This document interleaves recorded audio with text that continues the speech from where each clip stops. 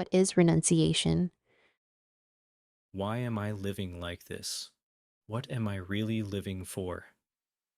At some point in life, everyone asks these questions. What am I living for? What values am I pursuing? Every person lives while pursuing certain values. These values can be seen in two ways: the worldly mind and the mind of renunciation. The mind that seeks worldly values is the worldly mind. The mind that seeks truth, wholesome states of mind, and the true nature of the heart is the mind of renunciation. Traditionally, renunciation means the wish to be free from suffering, the wish to be free from attachment, and the wish to be liberated from the cycle of birth and death. But in reality, this mind does not arise so easily. Sometimes we still pursue worldly things while believing we are seeking liberation. In that case, liberation exists only in thought. Our heart is still moving toward the world. So, how can we truly understand renunciation? The answer is simple. We must move beyond its dictionary definition and look at what the heart is actually seeking. Depending on what the heart is actually seeking, it becomes the worldly mind or the mind of renunciation. Renunciation is not something we create through a thought. It does not suddenly appear through willpower. It matures together with wisdom through our life experience. Seeing renunciation from this perspective can be helpful in our practice. Is renunciation only for special people? Renunciation is not only for special people.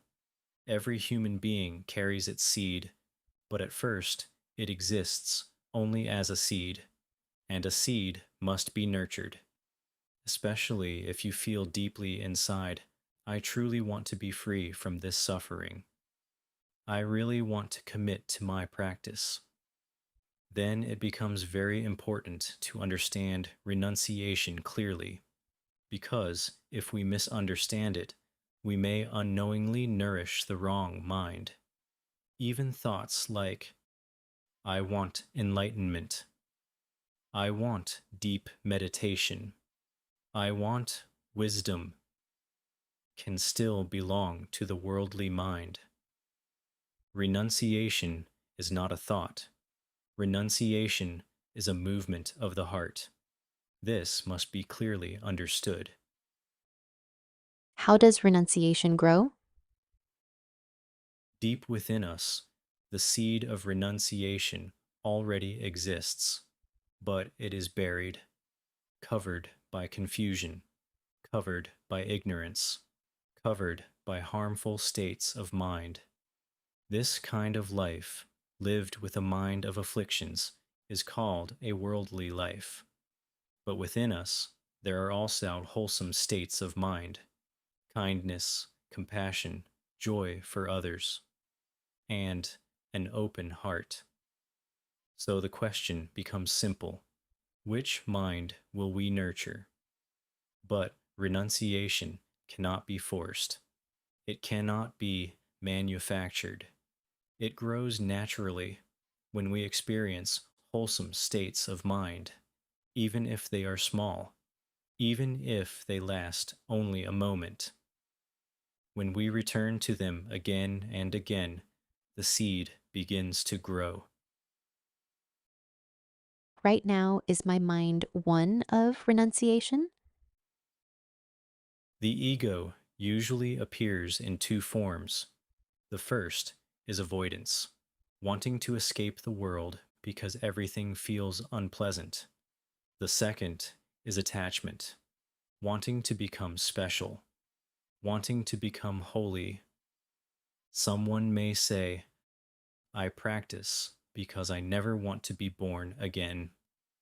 This may sound like renunciation, but sometimes it is only avoidance. Another person may say, I practice so that I can become a Buddha.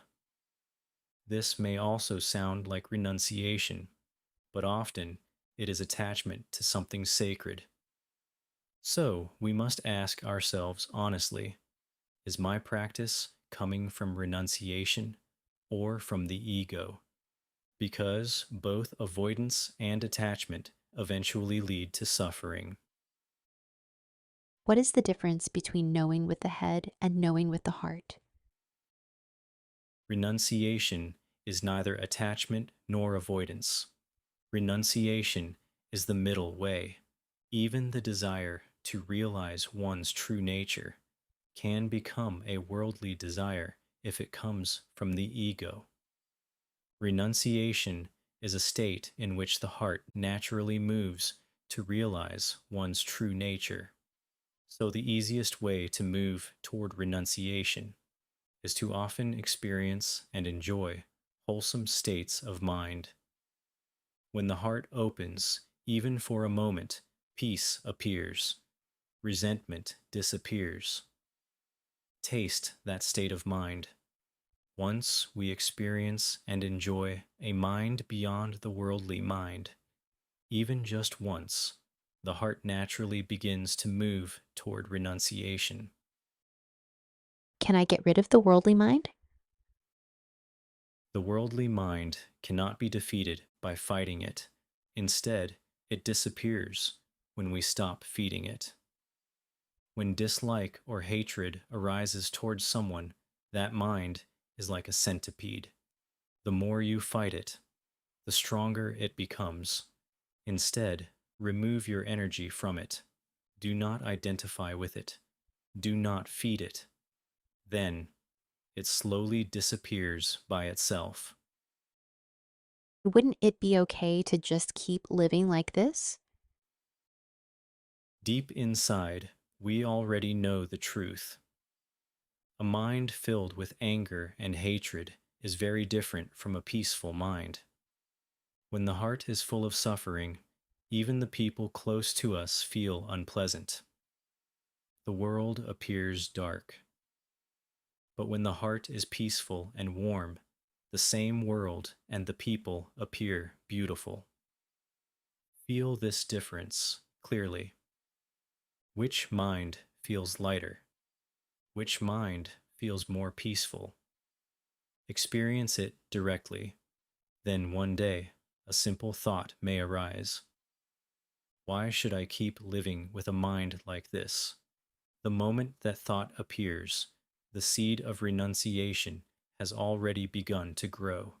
And only then we truly understand.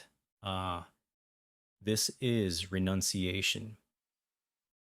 May we all come to know this teaching not through thought, but through direct experience.